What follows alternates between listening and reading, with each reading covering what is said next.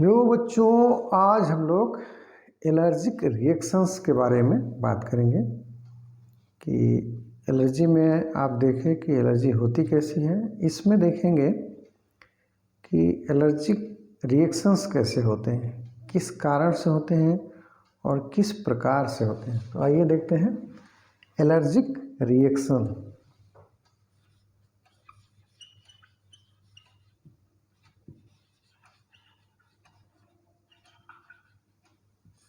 इसमें आप देखेंगे कि कोई फॉरेन पार्टिकल है, वह एलर्जी काज करती है, फिर उसका रिएक्शन किस प्रकार से आता है।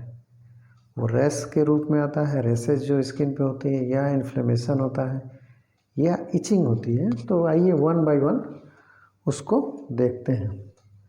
इसमें एक पॉइंट नोट करते हैं कि allergic reactions is hyper sensitive, ये उसमें देखे थे, हाइपर सेंसिटिव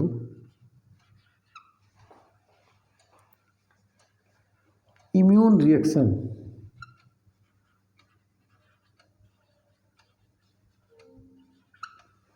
ये इम्यून के द्वारा रिएक्शन होता है, यानी इम्यून रिएक्ट करता है, तो ये सिम्टम देखने को मिलते हैं।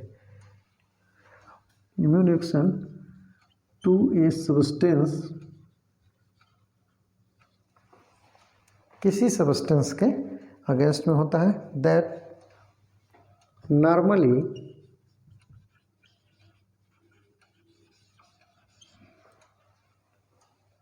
यानी ऐसा हाइपर सेंसिटिव इम्यून रिएक्शन जो उस सब्सटेंस के अगेंस्ट में काम करता है, जो नॉर्मली क्या होता है, हार्मलेस होता है,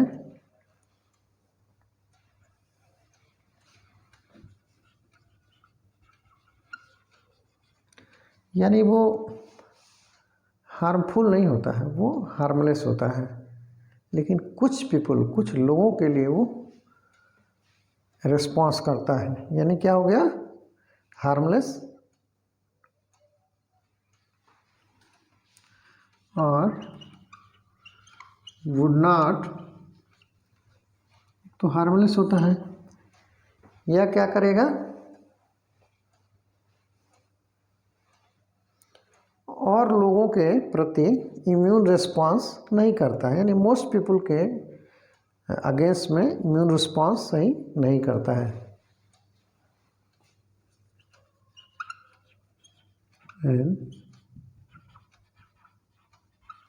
इम्यून रिस्पांस यानी कुछ लोगों के लिए वो इम्यून रिस्पांस करता है, यानी कुछ लोगों के लिए वो एलर्जिक होता है, यानी कुछ लोगों के लिए वो एलर्जिक रिएक्शंस देता है। लेकिन अधिकतर लोगों के लिए ऐसा नहीं होता है।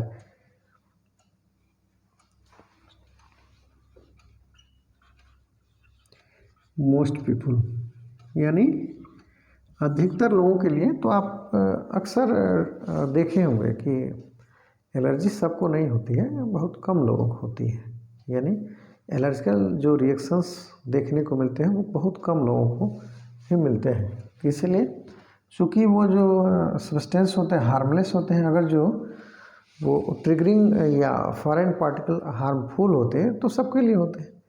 किसी किसी को वो एलर्जी में काज कराने में हेल्प कर देते हैं, ना एलर्जिकल काज किसी किसी के लिए करते हैं, और उसी में आता है एलर्जिक रिएक्शंस, और उसमें रिएक्शन देते हैं।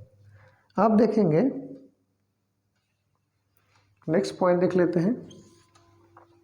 एलर्जिक रिएक्शन में नोट करते चलेंगे, एलर्जिक रिस्पॉन्स में काज, एलर्जिक जो रिस्पॉन्स होती है या एलर्जिकल जो रिएक्शंस होते हैं उसके अगेंस्ट में जो सिम्टम आते हैं, हार्मफुल सिम्टम्स, उसके अगेंस्ट में जो सिम्टम आते हैं जैसे आप देखेंगे एज ईचिंग, इन्फ्लेमेशन, ईचिंग होती है, जैसे कोई डस्ट पार्टिकल है तो उसके थ्रू ईचिंग होगी।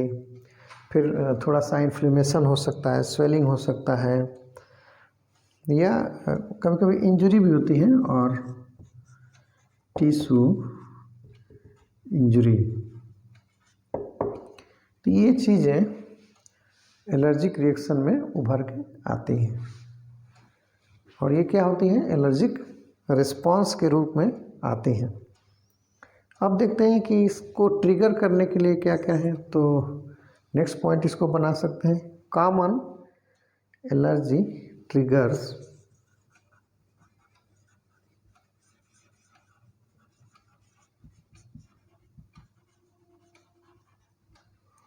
कुछ ऐसे हैं कॉमनली जो एलर्जी को ट्रिगर करते हैं, जिसमें आपका आ जाता है इंक्लूड,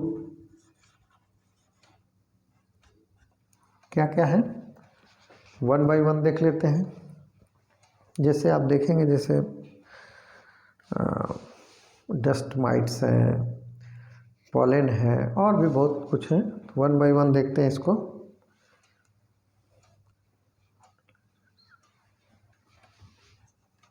एयरबॉर्न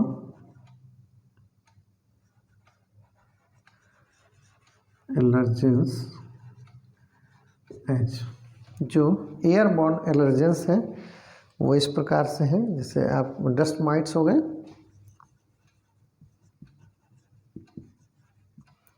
डस्ट माइट जो जैसे आप सोफ़ा है या चादर है या और भी आप यूज करते हैं, वो काफ़ी दिन से ऐसे ही है, तो डस्ट के थ्रू उसमें काफ़ी माइट्स अपना घर बना लेते हैं। बहुत छोटे छोटे कीड़े होते हैं। तो देखेंगे फिगर में समझ में आ जाएगा कि डस्ट माइट कैसे होते हैं। फिर मोल्ड होते हैं, मोल्ड हो गया। फिर पॉलन हो गया, पॉलन ग्रेन, बहुत सारे प्लांट के पॉलन ग्रेन ऐसे ही होते हैं। और एनिमल डेंडर, बहुत सारे जो एनिमल होते हैं उनका जो फर है या हेयर है या उसमें और फाइन हेयर लाइक स्ट्रक्चर होता है वो है, तो वो भी एक तरह से एलर्जिक रिएक्शन देता है। कुछ फूड्स होते हैं उसको भी देख लेते हैं नेक्स्ट पॉइंट में। कुछ फूड मटेरियल होते हैं जो एलर्जिक रिएक्शन के लिए जिम्मेदार होते हैं। लिख सकते हैं certain food particularly,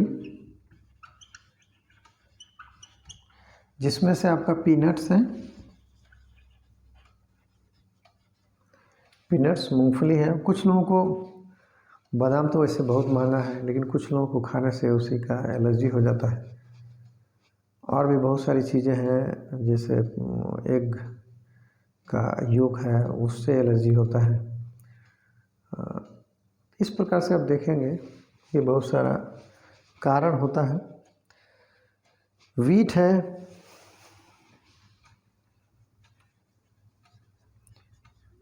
tree nuts हैं, पीनट हो गया। फिर आप देखेंगे सोया है, फिश है। फिर इसमें आता है एक जैसे एग है, मिल्क है,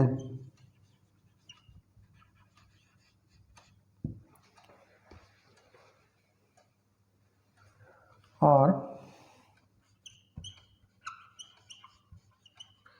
सेलफिश एंड प्राण। बहुत सारे लोगों का जैसे फिश पे है, एक का येलो पार्ट है उससे होता है। कुछ लोगों को जो प्राण है, झींगा जिसको बोलते हैं, झींगा मछली, उसको खाने से भी एलर्जी होती है और बहुत एक तरह से डेंजरस एलर्जिकल कंडीशन आता है। सूट नहीं करता है, उसका प्रोटीन जो होता है वो सूट नहीं करता है। तो ये भी एक तरह से बहुत ही खतरनाक एलर्जिकल रिएक्शन देते हैं। इसके बाद आप देखेंगे कुछ इंसेक्ट,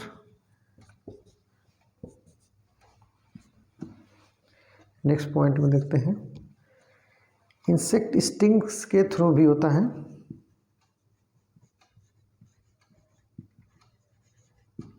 जैसे बहुत सारे लोगों को बी बाइट मधुमक्खी काटती है तो कोई दिक्कत नहीं होती है। आप अक्सर डिस्कवरी वगैरह हम देखते होंगे, किसी को काटते कुछ नहीं होता है, किसी को काटने पे उसकी डेथ तक हो जाती है। तो ये क्या होते हैं, कभी कभी जो एलर्जिकल रिएक्शंस होते हैं वो ख़तरनाक होते हैं कुछ लोगों के लिए। जैसे अभी शुरू में आप देखें कि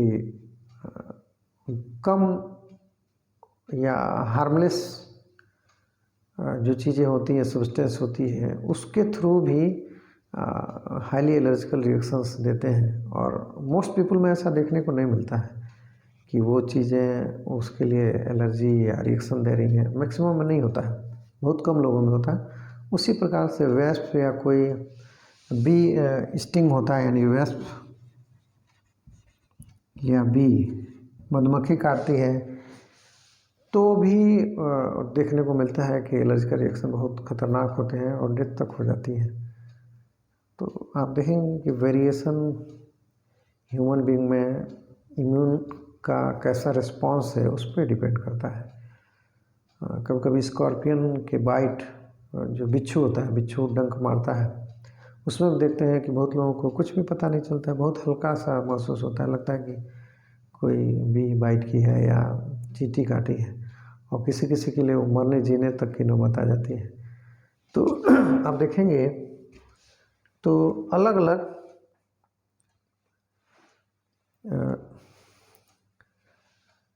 पर्सन टू पर्सन ये वेरी करता है और कम लोगों में ये एलर्जिकल रिएक्शंस देखने को मिलते हैं, बहुत कम लोगों में। इवन आप देखेंगे कि कोई नॉर्मली सिंपल कपड़ा पहनता है, फिर वो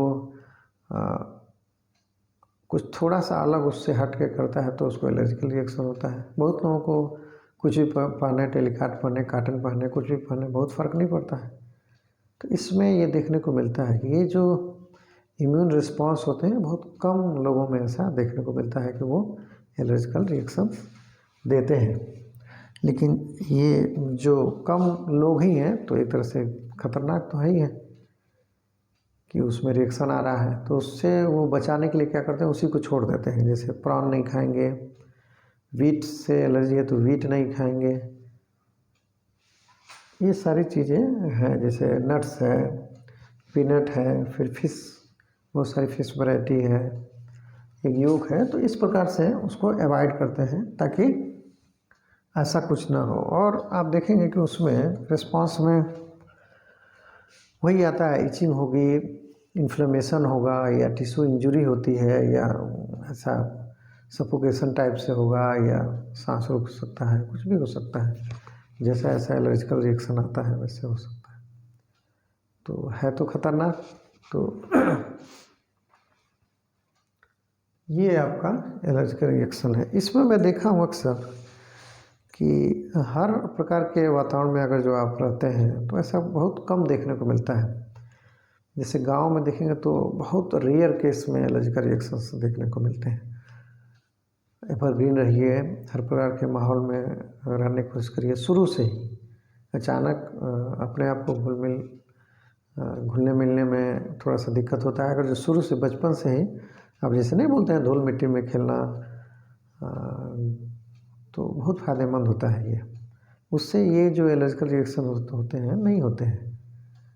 गांव में अक्सर देखने को मिलता है कि ऐसा बहुत रेयर, मतलब नहीं के बराबर, लेकिन शहरों में देखेंगे तो काफ़ी देखने को केसेस मिलते हैं।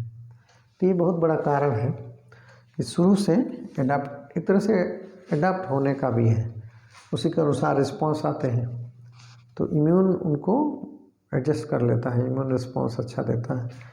और जो अचानक आते हैं तो थोड़ा सा ट्रिगरिंग होती है, तो ये सब समस्याएं आती हैं।